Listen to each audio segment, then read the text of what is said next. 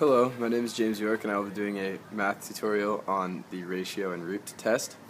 So here's what we need to start using the ratio test. We need this sigma a to the n to be a series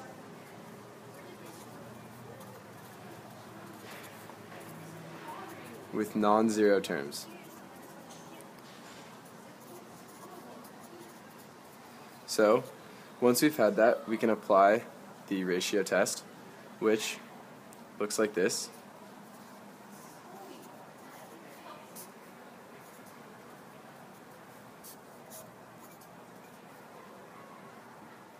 Now, once we do that, there are three possible outcomes.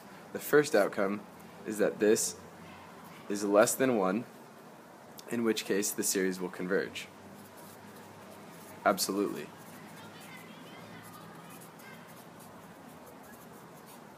The second option is that when you apply the ratio test, you get the limit as n goes to infinity of the absolute value of a sub n plus 1 over a sub n equals infinity or is greater than 1. In either one of these cases, the series will diverge. The third option is you apply the ratio test and you get that it equals 1. In this case, the test is inconclusive and you will have to refer to a different test. So, now that we've seen how the ratio test works on a broad level, why don't we try some examples? Start with the first one. Here we have the sum as n goes from 0 to infinity of 2 to the n over n factorial. Now this, when you write it out and apply the ratio test, you get the limit as n goes to infinity of the absolute value 2 to the n plus 1 over n plus 1 factorial times n factorial over 2 to the n within the absolute value. As you can see, this matches what we had before. I just took a to the n because it was already a rational function and flipped it and multiplied rather than dividing. Now, simplifying this, you can cross off the 2n with this 2n here and you end up with 2 to the first. You can cross off this n factorial with this factorial, leaving you with just n plus 1, and you get the limit as n goes to infinity of the absolute value 2 over n plus 1. Now you take the limit as n goes to infinity, which equals 0, and that is clearly less than 1. So, going back to our original rules, we have here our first case, where the limit as n goes to infinity of a to the n plus 1 over a to the n is less than 1. So, using that rule, we can say that this function is absolutely convergent.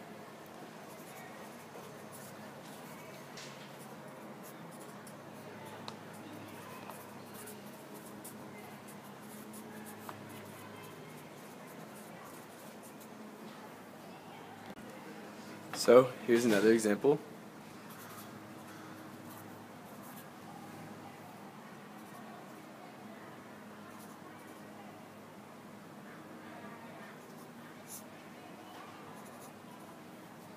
So, we'll apply the ratio test and do the limit as n goes to infinity of the absolute value n plus 1 squared times 2 to the n plus 2 over 3 to the n plus 1 multiplied by n squared times 2 n plus 1 over 3 to the n. Now, from there, we can simplify this to the limit as n goes to infinity of 2 to the n, 2 times n plus 1 squared over 3n squared. And as you can see from there, the limit equals 2/3, which again is less than 1, and going back to our rules, is absolutely convergent.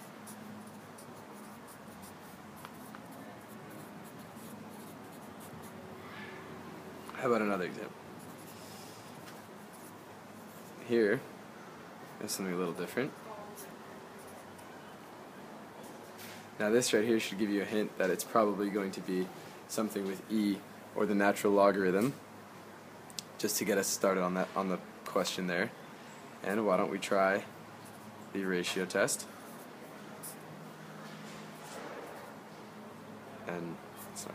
N plus 1 to the n plus 1 over n plus 1 factorial times n factorial over n to the n.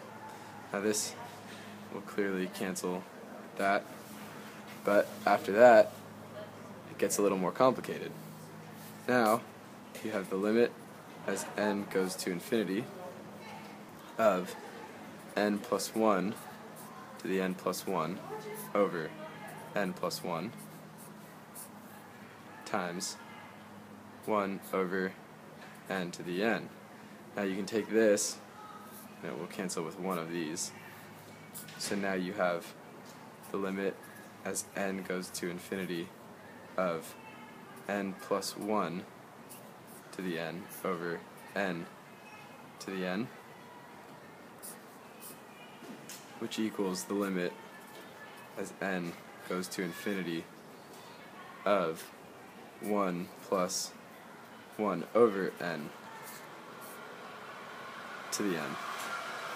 Now the limit of there equals e, which is greater than 1. So, going back to our rules, here's what we have. We have the limit as n goes to infinity of a to the n plus 1 over a to the n is greater than 1. So what we're going to get is that function diverges. And here,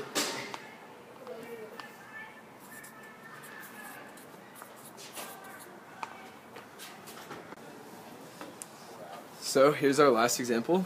We have as n goes to infinity the sum of negative 1 to the n times square root n over n plus 1.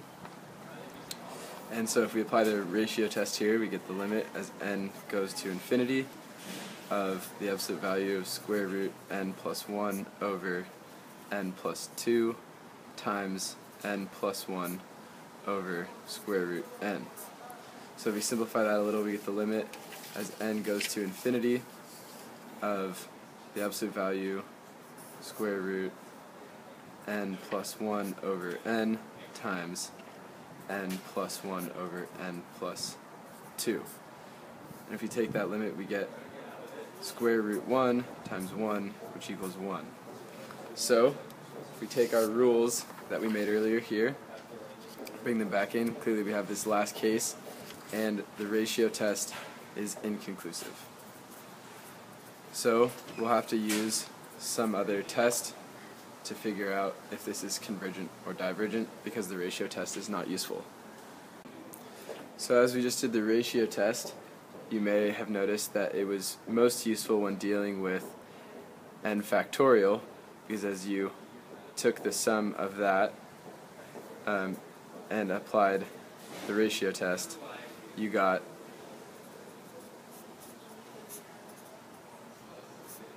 n plus 1 factorial over n factorial, and that canceled, so that was pretty nice. It was also very useful when dealing with a number to the nth power, because as you applied that in the ratio test, you got something that also simplified rather nicely into this here. So we've seen when the ratio test is most useful. Now the root test is most useful when we have an a sub n that equals something to the nth power over something else to the nth power, say in this case a to the n over n to the n. So we can apply the root test, which you'll notice looks very similar to the ratio test, but instead of doing the absolute value of a sub n plus 1 over a sub n, you do the absolute value of the nth root of your a sub n, which in this case is a to the n over n to the n in absolute values. So this equals the limit as n goes to infinity of a over n. Technically plus or minus a to the n, but it doesn't really matter. It goes to 0, and that will be negative or less than 1, which is absolutely convergent.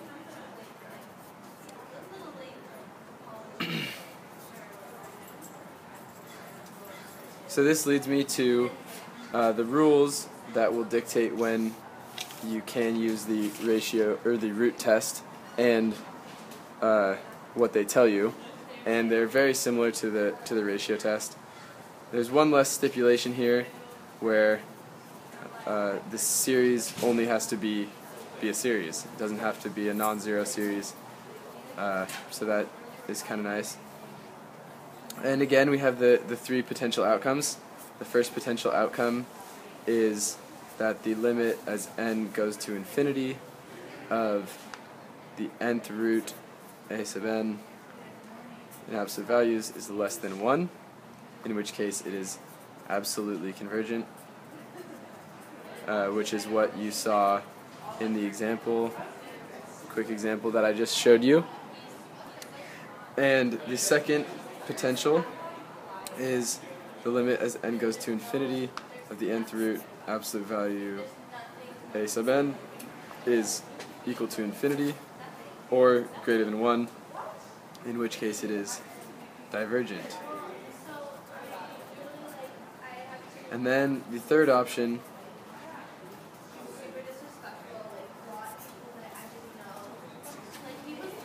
equals 1, in which case it was again inconclusive.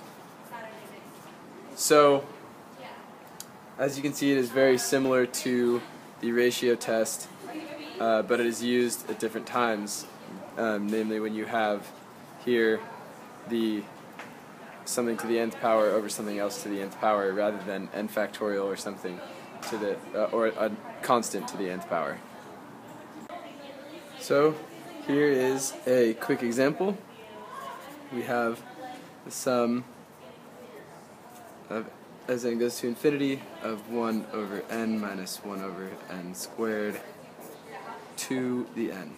So, as you can see from everything being raised to the nth power, the root test is going to be very useful here. I'll put the limit as n goes to infinity of the nth root of 1 over n minus 1 over n squared to the n. Now those n's will cancel each other, and we get the limit as n goes to infinity of 1 over n minus 1 over n squared. And what you'll get from that is 0 minus 0 equals 0, which is less than 1. And again, we get absolutely convergent. Now, as you can imagine, something that equals 1 is inconclusive, and greater than 1 is divergent, the same way as the ratio test worked. So I hope this tutorial has been helpful in navigating the ratio and root tests.